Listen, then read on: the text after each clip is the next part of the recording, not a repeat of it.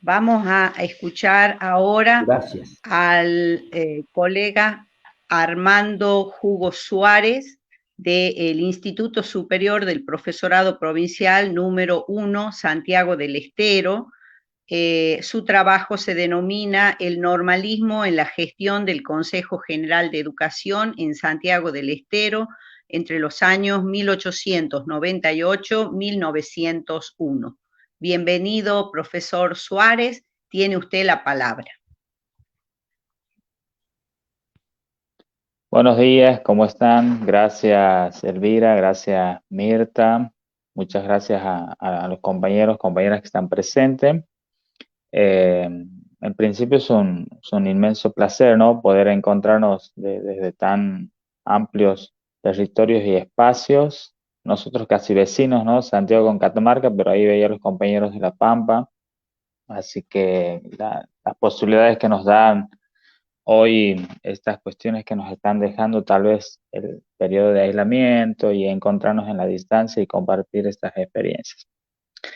Bueno, yo lo que traigo para comentar es en principio un avance que tiene que ver con mi tesis de grado, aspecto en el cual he mirado la provincia y he mirado la gestión del Consejo General de Educación, ahí en esa bisagra, ¿no? En los últimos 2 años del siglo XIX y ahí el año inicial del siglo XX. En principio, el recorte temporal no es caprichoso, sino que implica justamente la gestión de uno de los normalistas que para Catamarca, Tucumán, Santiago y Buenos Aires, Paraná, tiene muchísima representatividad, que es Maximio Victoria. Es el momento en el que Maximio llega a la provincia, llega como referente para ocupar el cargo de consejo, y además porque es un actor que va a movilizar la organización de este Consejo General de Educación, que no tiene antecedentes, que si bien es un organismo, una institución nueva en el sentido de que fue organizada década del 70, pero también nos lleva a mirar que es la primera experiencia que va a tener en cuanto a gestión eh, a cargo de un referente con formación dentro del magisterio, ¿no? Anteriormente los funcionarios que habían pasado habían sido actores vinculados a la élite gobernante, algunos otros actores sin la formación del magisterio que ocupan el rol y la tarea de gestionar el consejo, tanto en la década del 80 como en la década del 90. Y la llegada de Maximio Victoria viene a relacionarse justamente con el cambio, ¿no? Ahí con la llegada de una gestión vinculada a una élite gobernante, que hay como una bisagra en ese periodo y se instala una cierta normalización, tanto administrativa, provincial, y que eso también asume como cierta relación y en el horizonte del Consejo General. Maximio Victoria ya había pasado, ya había tenido una experiencia anterior por Santiago del Estero y lo hizo a principios de la década final del siglo XIX. Es decir, que no es un espacio que él no conoce, sino que ya transitó durante 2 años ahí con cátedras en la Escuela Normal de Maestros, en la Escuela Normal de Maestras, desde la inspección, y luego, bueno, tiene algunos periodos por Tucumán, por Curuzucuatiá, y regresa a Santiago del Estero en 1898, convocado por el Ejecutivo. ¿Por qué? En principio, las fuentes las hemos consultado aquí en Santiago, el archivo histórico de, de Santiago del Estero tiene y cuenta a partir de este año ahí también para los que quieran visitar con un moderno edificio que está abierto al público, está organizado ya por legajos, por carpetas, por fondos documentales. Y eso, si bien mi investigación es anterior, ¿no? Al 2019, pero ya en ese proceso de organización nos ha tocado eh, avanzar con todo lo que fue fuentes, correspondencias, leyes y decretos y el aspecto vinculado a todo lo legal, ¿no? Porque Maximo lo que va a proponer es un diálogo y todo lo que se pueda construir y lo que se construye a partir de su gestión que sea establecido a partir de los resortes legales, ¿no? Se enmarca en esa legalidad de la gestión de Palacio y todos los proyectos son elevados a través del Consejo por una cierta burocratización que comienza a evidenciarse para que tengan la aprobación de los órganos que corresponden. Entonces, comenzamos a ver que esta gestión va a tomar en principio varios horizontes. Eh, Inicialmente, él llega en noviembre y para diciembre tenemos una batería de acciones que tienen que ver con el establecimiento de conferencias. Se normaliza, si bien esto ya está establecido tanto en la ley 1420 como en las leyes provinciales de la década del 80, principalmente la de 1887, pero no habían sido en cierta manera articuladas, ¿no? Habían quedado ahí en lo normativo sin pasar a concretarse. Bueno, esas conferencias para diciembre va a tener de 1898, un primer avance, una primera organización, y toma como referencia las escuelas de la capital, ¿no? La idea es poder encontrarse, reconocerse, identificarse, ¿no? En esta acción de sentirse maestros en algunos de los casos diplomados y en otros casos sin diploma. Bueno, se reúnen todos de igual manera, sin distinción, y avanza un segundo proyecto que es la revista. Hay una revista que comienza a circular a partir de diciembre del 98, que es la revista Anales de la Educación, ahí emulando alguna otra experiencia también a nivel nacional. Es una revista que va a ser inclusiva en el sentido de que aparecen participando no solamente hombres, sino también mujeres, muchas maestras de la campaña provincial, maestras y preceptoras, ahí hago la referencia, aparecen con diferentes ponencias, ¿no? Tanto con poemas, con poesías, con algunas reflexiones, y también en el sentido de la inclusión y del género aparece la figura de Francisca Yaques, que también está presente aquí en Santiago y que gestiona la Escuela Normal de Maestras ya desde hace una década, desde su creación, un poquito más. Y Francisca Yaque lo que hace es colaborar en la edición de esta revista, ¿no? Entonces hay una revista que es conformada e integrada por otros normalistas que comienzan a llegar a la provincia. Si bien es cierto, son normalistas, maestros algunos, profesores otros, con alguna identidad con Santiago del Estero, o son hijos de santiagueños, o son santiagueños que se encontraban afuera, como el caso, por ejemplo, de Ramón Carrillo, padre, eh, el hijo será el ministro de Salud de la experiencia peronista. También otros referentes como Andrés Chazarreta, Besares, tenemos Antenor Álvarez. Digamos que hay una interesante interacción dentro de esa gestión de ese consejo con figuras que tienen una formación dentro del magisterio y principalmente relacionada con el normalismo paranaense y tucumano, ¿no? Entonces vamos teniendo las conferencias inicialmente y también la revista. Otro de los avances que se establece dentro de esta estructura de pensar la gestión en términos normalistas es justamente, ¿no?, esa normalización en términos legales del presupuesto y de la organización. Encontramos siempre para el mes de noviembre, diciembre, la presentación por parte del Consejo dentro de esa memoria. Eso también se normaliza en ese sentido. La memoria aparece regularmente a partir de enero de 1899 y la vamos a encontrar ya en los años siguientes también, hecho que nos permite y nos allana en muchísimo el trabajo, ¿no? En el sentido de poder recuperar algunas referencias como datos, estadísticas, e informes de la inspección, y también poder tener como para mirar y tener muy presente la cuestión cuantitativa del presupuesto y el gasto que se genera. Aspectos que para el periodo anterior está, pero implica una construcción a partir de los fondos, ¿no? Fondos presupuestarios, fondos de documentos, inversión, y que por ahí termina como quedando siempre con algunos detalles, pero a partir de 1899 ya están presentes la memoria.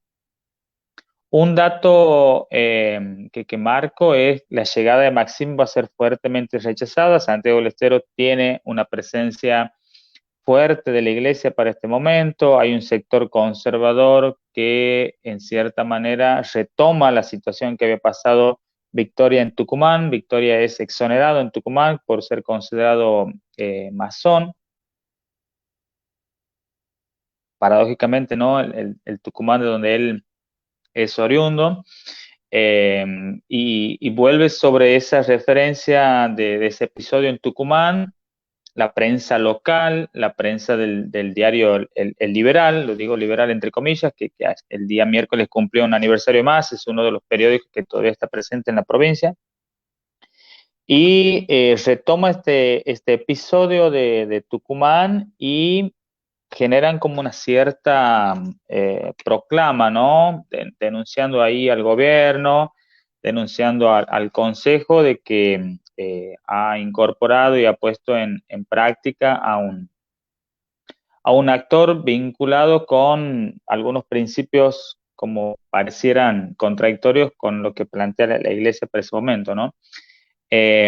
También esto va a tomar como dimensiones, hay la, la comunidad local vinculada a la iglesia y también la agrupación San Vicente de Paul, también ahí hace como algunas referencias y hay publicaciones durante todo el mes de octubre y noviembre de 1898 como planteando la salida de Victoria.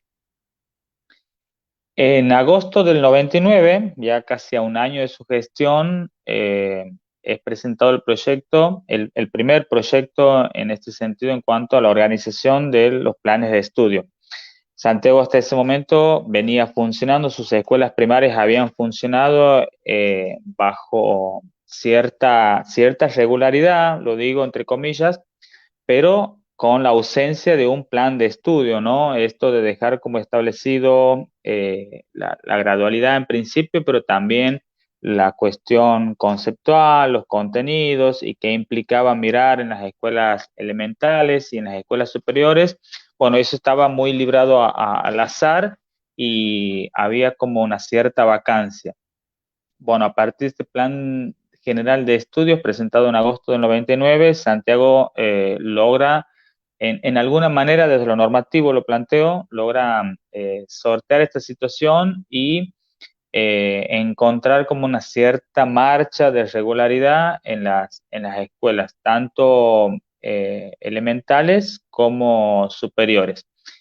Este instrumento también, ¿qué es lo que nos permite? Es poder como mirar qué contenidos van a estar presentes dentro de esa formación, así como núcleos, y aparece como muy presente la cuestión, bueno, retomando, ¿no? De que el normalismo tiene esa presencia, pero la formación científica, esa referencia de volver sobre la historia nacional, sobre algunos episodios de la historia nacional, en cierta manera la glorificación del pasado, ¿no? Estamos ahí como Santiago va a ser en cierta manera tardío para esto, todavía no hay como ciertas fechas presentes dentro de ese calendario, bueno, a partir de este planteo sí, aparecen como algunas conmemoraciones ahí en tono de celebración dentro de las escuelas y comenzamos a tener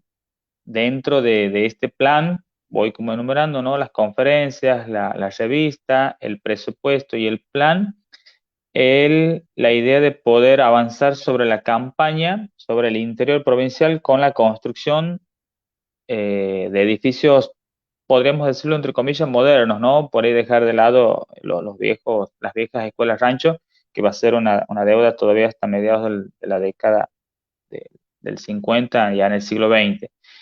Eh, Aquí hay un aspecto central que podríamos como debatir y plantear, que es que muchas de estas escuelas que van a ser como modelos, ¿no? En cuanto a su edificio, aparecen los diseños y podemos tener como los diseños para mirarlos en cuanto a las campanas presentes, simulando solamente la cuestión del ingreso, los recreos, los horarios, ese dispositivo tan presente, ¿no? En las escuelas y ritualizado.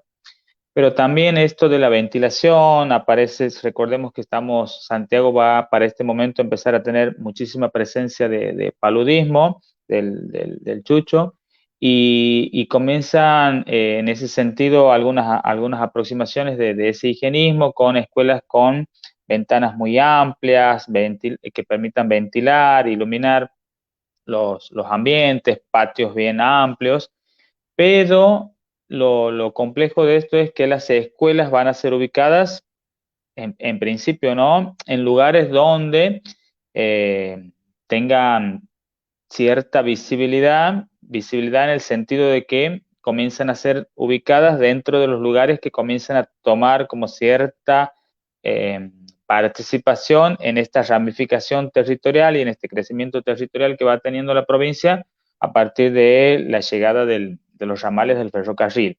Es decir, que hay como una cierta construcción y ciertas escuelas que son ubicadas en estas estaciones que son nuevas, entonces aparece como una nueva fisonomía, ¿no? De estas ciudades o de estas cabeceras, en principio de estaciones que van a contar, ¿no? Con la estación, la escuela y los poblados que comienzan a organizarse. Y de alguna manera van quedando ahí como rezagados y ahí sería como una deuda para este periodo aquellas localidades que anterior a la llegada del ferrocarril también venían demandando, ¿no? La presencia de escuelas y que continuarán durante todo este periodo y parte del siglo siguiente ahí como demandando la modificación de sus edificios. Otro, otro aspecto simultáneo es la modificación de la estructura del Consejo. Si bien él en su rol de presidente también propone que dentro de ese consejo la inspección provincial, algo que había sido como muy debatido en el periodo, en las décadas anteriores, ¿no? Porque la inspección tenía como una cierta autonomía del consejo o del director del consejo y que con Victoria va a tomar un giro, ¿no? La inspección va a formar parte del consejo y va a estar como muy presente, es decir, van a tener como en común un horizonte de acción. Y dentro de esta inspección, bueno, las funciones del secretario, el tesorero, aparece también la idea esta del contador, ¿no? Que es como una constante presencia de poder como garantizar el uso y los destinos que se dan a los fondos que llegan tanto de provincia como de nación, que es un aspecto también muy cuestionado en Santiago en las décadas anteriores, inclusive la provincia es intervenida en ocasiones por la irregularidad de esta marcha de los fondos, el mismo consejo es intervenido también, entonces ahí como nación siempre va a mirar la provincia bajo esta irregularidad en el manejo de los fondos, que con Victoria tiene ahí un episodio interesante que ya voy a volver hacia el final para recuperar. Bueno, la revista va a durar hasta 1901, son 15 números que se publican a lo largo de casi 2 años en términos temporal, pero desde 1898 hasta 1901. La revista ha sido recuperada en ocasión en el 2019 por la Subsecretaría de Cultura, está digitalizada. sí está faltando uno de los números, pero de los 15, 14 están disponibles y es un repositorio y una fuente muy amplia para mirar las diferentes secciones que tiene la revista, ¿no? Porque fue integrada por varias secciones. Un aspecto interesante en este diálogo que Victoria construye con Nación es la llegada de Pablo Pisurno, casi ahí a finales del siglo XIX, en su rol de inspector, ¿no? El inspector nacional, Pisurno llega a la provincia y es convocado y en esta idea de las conferencias que se venían dando en forma regular, la provincia convoca en forma general a una conferencia para todas las escuelas, en la Escuela Normal de Maestras, donde Pisurno avanza con una conferencia que fue denominada el trabajo manual, ¿no? Es una conferencia que ha sido muy poco mirada en la perspectiva nacional, pero en la perspectiva provincial va a tener una fuerte resonancia en el sentido este de poder mirar cuál es el rol que se está proyectando sobre las maestras normales egresadas, el empleo del SLOG, que es el método sueco este de trabajo manual, ¿no? Y entre otros aspectos, por ejemplo, la encuadernación, corte, confección, cartonado y cocina, que son como algunos otros elementos que están presentes, aspectos dentro de esta conferencia.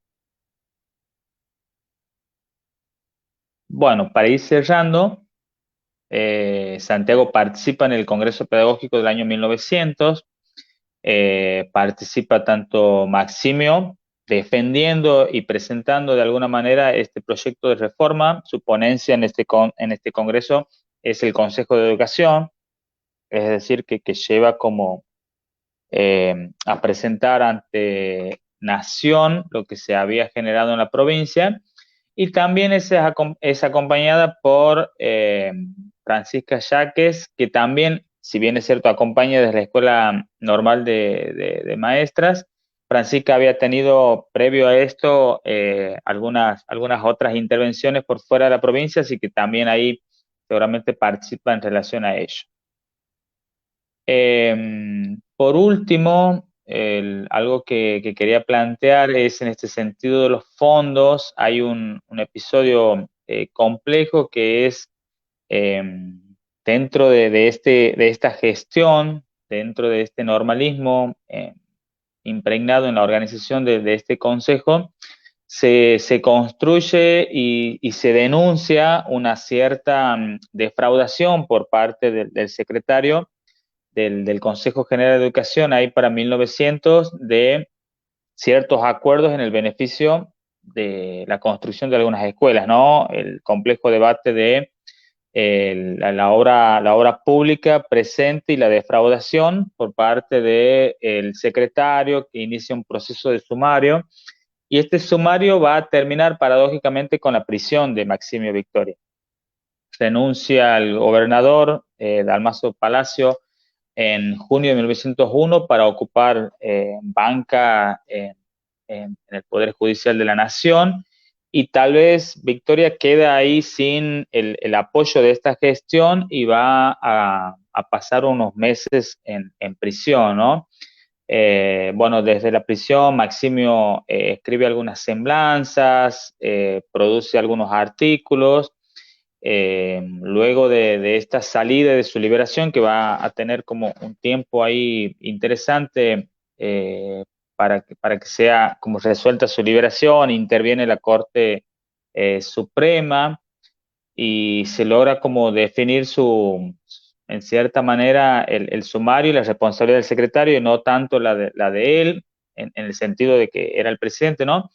Pero también es como la salida final de un proceso que quedará inconcluso para ese momento y que después será retomado por los actores que lo acompañaron en este periodo. Finalmente, Maximio deja la provincia en 1902 para avanzar hacia Catamarca, ¿no? Es el primer rector de la Escuela Normal Regional, que es instalada ahí por esos años,